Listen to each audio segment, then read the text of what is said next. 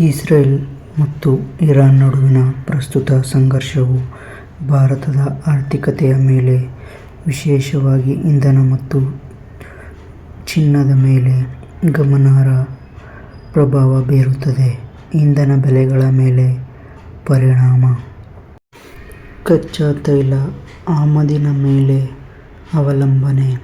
ಭಾರತವು ತನ್ನ ಶೇಕಡಾ 80ಕ್ಕಿಂತ ಹೆಚ್ಚು ಕಚ್ಚಾ ತೈಲ ಅಗತ್ಯಗಳಿಗಾಗಿ ಆಮದನ್ನೇ ಅವಲಂಬಿಸಿದೆ. ಮಧ್ಯಪ್ರಾಚ್ಯ, ವಿಶೇಷವಾಗಿ ಇರಾನ್, ಭಾರತದ ಕಚ್ಚಾ ತೈಲ ಆಮದಿನ ಪ್ರಮುಖ ಮೂಲವಾಗಿದೆ ಅಂತಾನೆ ಹೇಳಬೇಕು. ಹಾರ್ಮುಝ್ ಜಲಸಂಧಿ.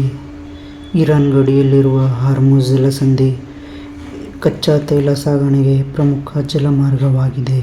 ಈ ಪ್ರದೇಶದಲ್ಲಿ ಯಾವುದೇ ಮಿಲಿಟರಿ ಉಲ್ಬಣ ಅಥವಾ ದಿಗ್ಬಂಧನವು ತೈಲ ಸಾಗಣೆಗೆ ಅಡ್ಡಿಯನ್ನುಂಟು ಮಾಡಬಹುದು. ಇನ್ನು ಜಾಗತಿಕ ಬೆಲೆ ಏರಿಕೆ. ಹೌದು, ಸಂಘರ್ಷದಿಂದಾಗಿ ಕಚ್ಚಾ ತೈಲ ಪೂರೈಕೆಯಲ್ಲಿ ವ್ಯತ್ಯಯ ಉಂಟಾಗಿ ಜಾಗತಿಕವಾಗಿ ಕಚ್ಚಾ ತೈಲ ಬೆಲೆಗಳು ಏರಿಕೆಯಾಗುತ್ತವೆ. ಮುಂದೆ ಚಿನ್ನದ ಬೆಲೆಗಳ ಮೇಲೆ ಪರಿಣಾಮ. ಅನಿಶ್ಚಿತತೆ ಮತ್ತು ಸುರಕ್ಷಿತ ಹೂಡಿಕೆ. ಯುದ್ಧ ಮತ್ತು ಆರ್ಥಿಕ ಅನಿಶ್ಚಿತತೆಯ ಸಮಯದಲ್ಲಿ ಹೂಡಿಕೆದಾರರು ಸಾಮಾನ್ಯವಾಗಿ ಚಿನ್ನವನ್ನು ಸುರಕ್ಷಿತ ಹೂಡಿಕೆಯಾಗಿ ನೋಡುತ್ತಾರೆ. ಇದರಿಂದ ಚಿನ್ನಕ್ಕೆ ಬೇಡಿಕೆ ಹೆಚ್ಚಾಗಿ ಬೆಲೆ ಏರುತ್ತದೆ. ಚಂಚಲತೆ. ಇಸ್ರೇಲ್-ಇರಾನ್ ಸಂಘರ್ಷದ ಭೌಗೋಳಿಕ, ರಾಜಕೀಯ ಬಿಕ್ಕಟ್ಟುಗಳು ಚಿನ್ನದ ಬೆಲೆಯಲ್ಲಿ ತೀವ್ರ ಏರಿಳಿತಗಳಿಗೆ ಕಾರಣವಾಗಬಹುದು. ಇತ್ತೀಚಿನ ಬೆಲೆ ಏರಿಕೆ. ಈಗಾಗಲೇ ಯುದ್ಧದ ಮುನ್ಸೂಚನೆಯೊಂದಿಗೆ ಚಿನ್ನದ ಬೆಲೆ ಏರಿಕೆ ಕಂಡಿದೆ. ಕೆಲವು ವರದಿಗಳ ಪ್ರಕಾರ ಚಿನ್ನದ ಬೆಲೆ ಒಂದು ದಿನದಲ್ಲಿ ಗ್ರಾಂಗೆ ರೂಪಾಯಿ 300ಕ್ಕೆ ಏರಿಕೆ ಕಂಡಿದೆ.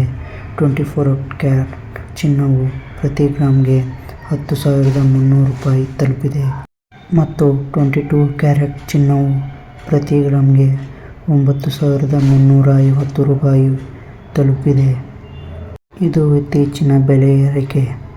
ಭಾರತದ ಆರ್ಥಿಕತೆಯ ಮೇಲೆ ಒಟ್ಟಾರೆ ಪರಿಣಾಮ. ಹಣದುಬ್ಬರ. ಹೌದು, ಇಂಧನ ಮತ್ತು ಚಿನ್ನದ ಬೆಲೆಗಳ ಏರಿಕೆಯು ಭಾರತದಲ್ಲಿ ಹಣದುಬ್ಬರವನ್ನು ಹೆಚ್ಚಿಸಬಹುದಾಗಿದೆ. ವ್ಯಾಪಾರ ವೆಚ್ಚ.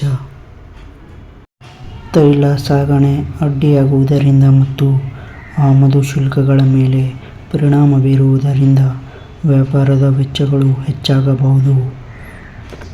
ಇನ್ನು ಮುಂದೆ ನೋಡೋದಾದರೆ ಷೇರು ಮಾರುಕಟ್ಟೆಯಲ್ಲಿ ಏರಿಳಿತ ಕಾಣಬಹುದು. ಹೌದು, ಜಾಗತಿಕ ಆರ್ಥಿಕ ಅನಿಶ್ಚಿತತೆಗಳು ಷೇರು ಮಾರುಕಟ್ಟೆಯಲ್ಲಿ ಏರಿಳಿತಕ್ಕೆ ಕಾರಣವಾಗಬಹುದು. ಒಟ್ಟಾರೆಯಾಗಿ ಕೇಂದ್ರ ಸರ್ಕಾರವು ತಕ್ಷಣದ ಕ್ರಮಗಳ ಜೊತೆಗೆ ದೀರ್ಘಕಾಲೀನ, ರಾಜತಾಂತ್ರಿಕ ಮತ್ತು ಆರ್ಥಿಕ ಕ್ರಮಗಳನ್ನು ತೆಗೆದುಕೊಳ್ಳಬೇಕು.